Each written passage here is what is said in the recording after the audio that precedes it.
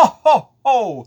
Merry Christmas, everybody! So, I just went to see Wonka, starring Timothee Chalamet. Okay, now, I have got something significant to say about this film. And I'm going to say that if you're a fan of Willy Wonka and if you're a fan of this movie, you will probably enjoy my review. But I have to preface the review by talking a little bit about my own history, which is not something I ever talk about. I don't go on this movie review channel to talk about me. I just don't do that. If you know my channel, you know that I talk about movies and actors and directors and all that stuff. I don't talk about myself, or at least I try not to. But if I don't preface this by saying a few things about myself as succinctly as possible, then my review I don't really do it any real justice. So in a very succinct way, I have to tell you something about me, okay? So when I was about 7 or 8 years old, I did piano lessons, okay? My family couldn't really afford to get me to do piano lessons, so my parents actually used to clean the flat of my piano teacher so that I could get piano lessons for free, okay? So from about 8 years old, I was playing piano. Not exceptionally well, but okay for an 8-year-old. And then I took more interest in the guitar. So I taught myself guitar, okay?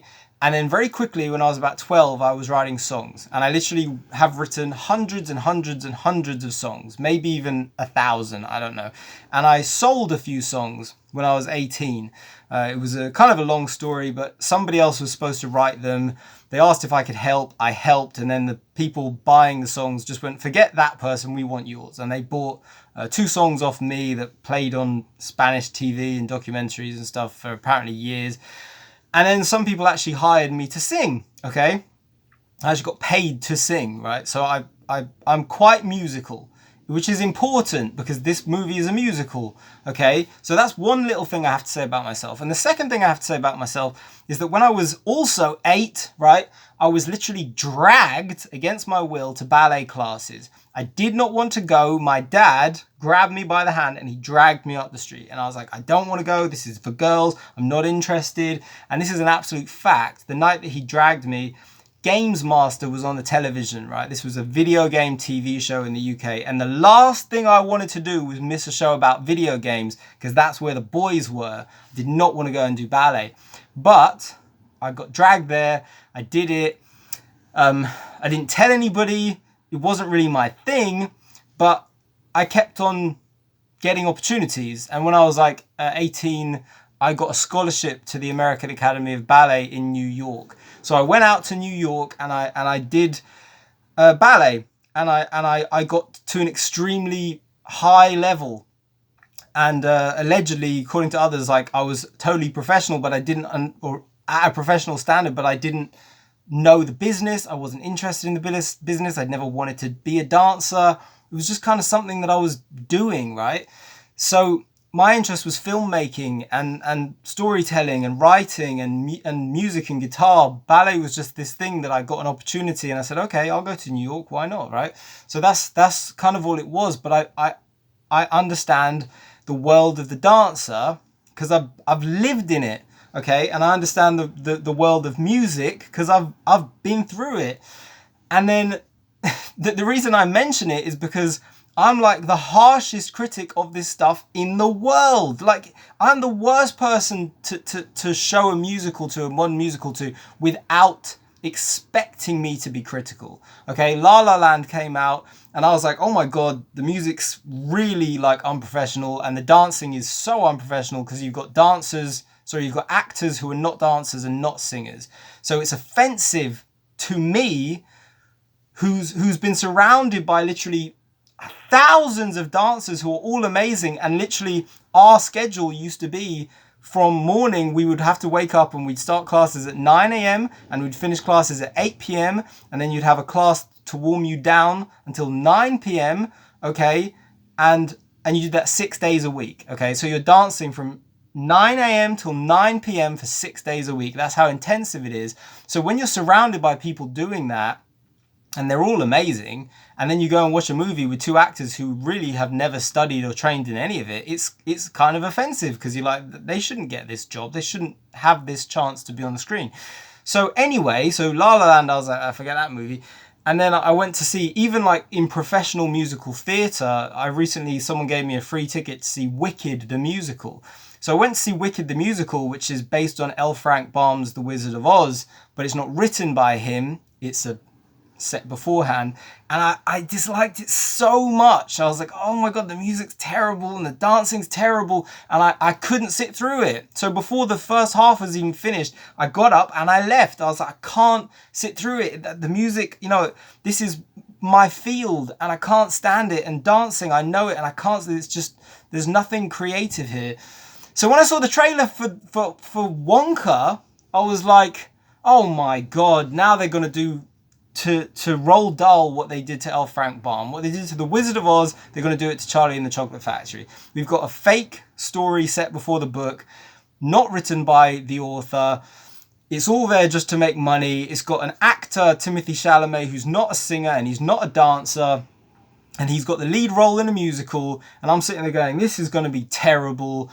And I didn't like the trailer. I didn't like anything that I saw of it. I was thinking it doesn't have the Technicolor glow of like the Willy Wonka, Gene Wilder original film.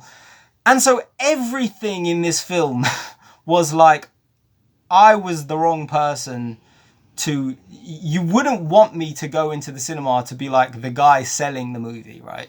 If you were the studio, it would be like, don't send him, don't send George. He's way too critical of music and dance and musical theatre and musical film. I'm not the person to give you a good review. Okay, so I sit in my seat and the lights go down and I'm thinking this is going to be terrible, and chances are I'm going to be out of my seat within 25 minutes and I'm going to be out the door, and I'm not going to sit, and I'm probably not even going to review it because I can't be bothered to review something I really won't like. Sometimes I just don't review them. So anyway, it begins, and within like 2 minutes I'm thinking, damn it, this is really good. And within like 5 minutes I'm like, this is really good. And within like 10 minutes, I'm hooked and I'm sold. And I'm going, damn it.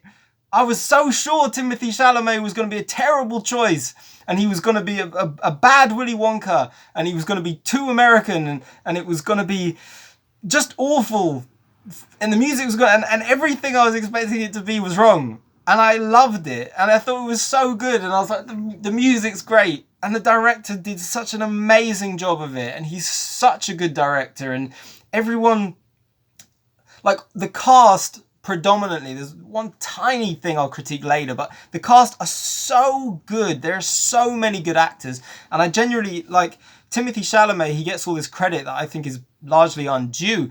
But because in Dune and stuff, I think he's kind of bland. And in Call Me By Your Name, like, he's kind of bland. It's just a guy with, they don't really give him too much to be expressive with. And in this, I thought he was great. I thought he was really cool, and he really sort of held it together. He had a nice spirit, and he had a certain amount of kind of panache.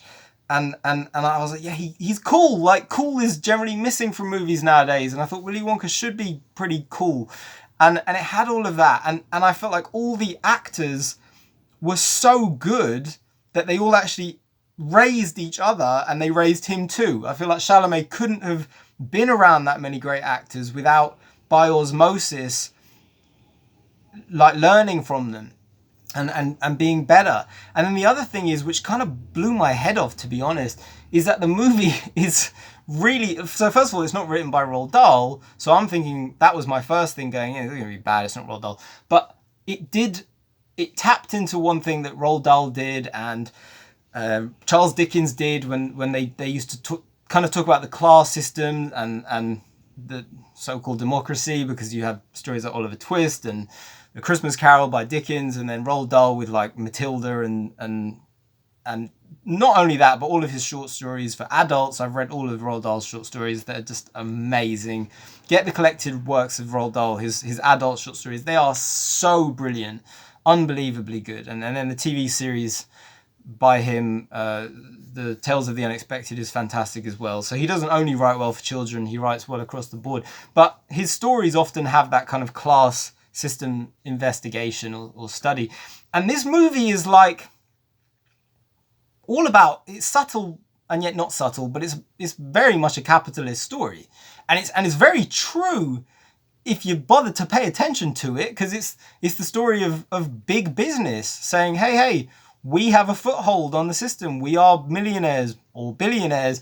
And if someone comes along and they are brilliant and wonderful and the world really should get to know them, but they are a threat to our business and our power and the big footprint that we have upon whatever country or countries we've stamped our brand on, then we will get rid of them in almost any way possible. And the film doesn't pull any punches. I mean, it's really ruthless. It's a musical and it's fun and it's uplifting. But if you actually were to just kind of look at it on paper in terms of what these people actually do to the Willy Wonka character, how far they're willing to go. I mean, the movie is very much saying the capitalist, I don't want to get too big on it because it is a fun, wonderful Christmas movie and it's terrific. But it's like, the story is saying, in this system, you are essentially enslaved and you're put into debt. That's how the system begins. You come out of school, whatever, or maybe you didn't even get to go to school, and you're quickly put into debt and therefore you were enslaved. So how do you get out of that? Well, most people don't. But if somebody is lucky enough to get out of debt and out of that form of slavery, then they have an opportunity to become extremely successful. But if they get too successful, the people who are already more successful will come along and they will pull the ground out from under you. And they will try to imprison you, or they will try to get rid of you, or whatever, or tarnish your reputation. All that stuff is unbelievably in this film. I was thinking, fucking hell, I wasn't expecting this to be in here. Like, this is... I'm sure Roald Dahl would have thought it was great. Like, he would have, that's a good story. I mean, it's great, and everything in it is wonderful. Like, it's a great movie. It's a great Christmas movie, and it's kind of an instant classic. Like, I just loved it. Now then, what would I critique? Now, these are very small critiques, but at the same time very large. So, Willy Wonka has a kind of co-star partner who's this little girl who, to me, in many ways is, or at least should be, kind of the heart and soul of the film, for certain reasons. Obviously Willy's integral, but she's called Noodles, and she's a great character with a really good reason to be in there.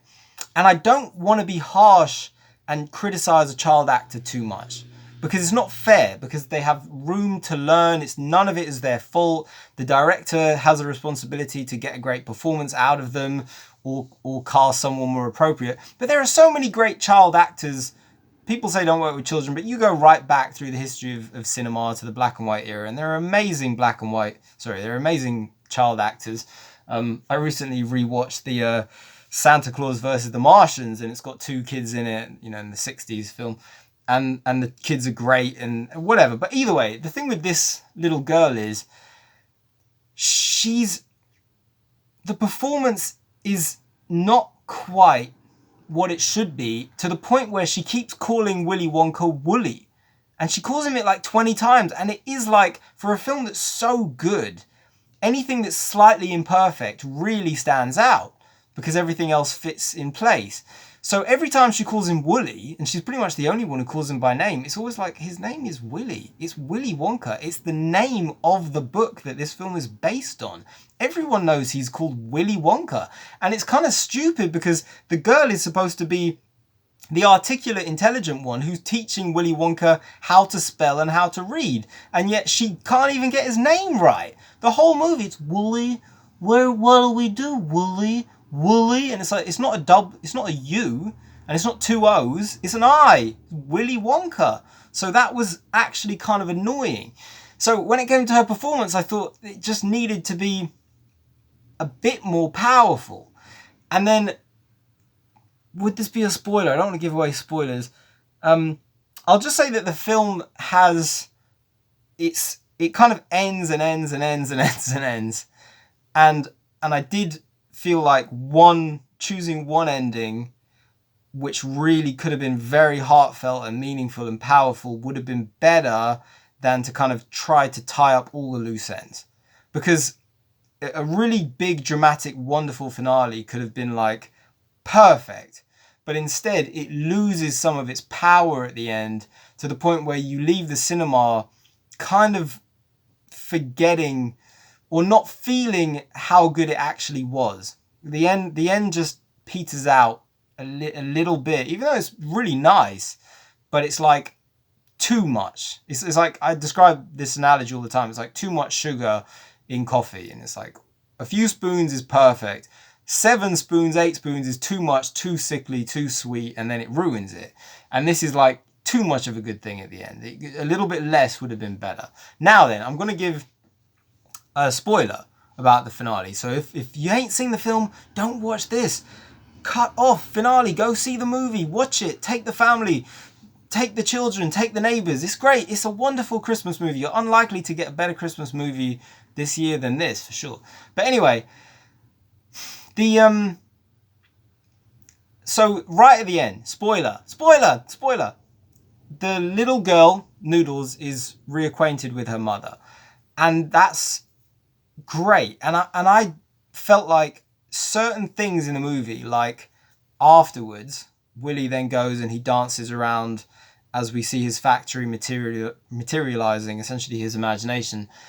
And that comes after the scene where the girl is reunited with her mother. And I felt like the factory should have come just before, and the movie should really have ended on the little girl meeting her mother. So this is just an opinion, really. It's not a criticism, it's just an opinion, because her meeting her mother didn't land right. It somehow was like a perfect ending, but the emotion wasn't in the right place. And I felt like it was because it showed too much, and it did the drawing saying this is Noodle's dream, and it was like that wasn't necessary. And I felt like if you've seen like Monsters Inc., the way Monsters Inc. ends is so beautiful and so subtle without giving it away. It's the simplicity that makes it a perfect ending. And this director who did Paddington, which is also an excellent film, he ended, I forget which one or two had an amazing ending. I can't remember which one, but they're both very good. But I felt like if maybe the film had just ended where, rather than see the girl's mother, if we'd have seen the back of the girl's mother, if she'd have stood there like a silhouette and opened a door, and we could have seen that the mother looked in silhouette very similar to her daughter, and then the daughter runs up to her and hugs her as the music kind of swells and brings up to this beautiful kind of crescendo, without showing too much, it could have really been like an ending for the ages, like a film that just ends exactly on the right note, is how I felt. Because I was trying to work out, there's a perfect ending there somewhere, and this didn't quite find it. It went instead for something a bit more fun and then jokey and humorous, and let's tie everything up, and it was like, yeah, but that's not a perfect ending. It could have had a perfect Monsters Inc. style ending, and it didn't have it. So that's kind of my criticism. So I just think the little girl the performance wasn't quite strong enough, considering how strong the whole film was. And I don't want to criticize the girl, because she did a really good job. It's hard to be a child actor, especially with that much talent around you. But I just thought they should have pulled a better performance out of her. And someone on the set should have said, his name is Willie. It's not Wooly, it's Willie. So that got on my nerves. But aside from that, it's great. It's such a good film.